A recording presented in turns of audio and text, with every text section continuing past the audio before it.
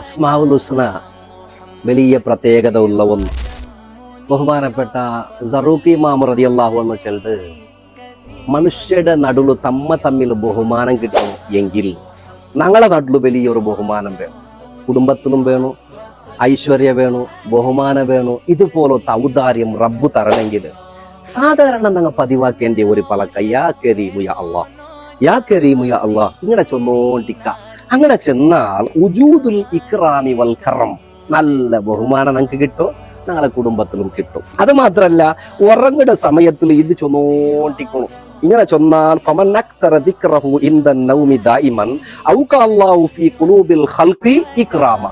ഇതിങ്ങനെ പതിവാക്കിട്ട് കൊടുത്ത ചെൽഡയെങ്കില് അവന്റെ കൽബുൽ അള്ളാഹു ബഹുമാനം ഇട്ട് കൊടുക്കണം. നീ പിന്നൊരുത്തര ബഹുമാനിക്കരെ, നിന്റെ പലരും ബഹുമാനിക്കുക വേണ്ടി ജനങ്ങളെ പടച്ചവൻ ഉണ്ടാക്കി തരൂ. അതിനാൽ സാധാരണ ഞങ്ങൾ ചെല്ലേണ്ട ഒന്നോ യാ കരീമു യാ അല്ലാഹ്, യാ കരീമു യാ അല്ലാഹ്, യാ കരീമു യാ അല്ലാഹ്. മറക്കണ്ട, ഷെയർ ആക്കി കൊടുക്കൂ.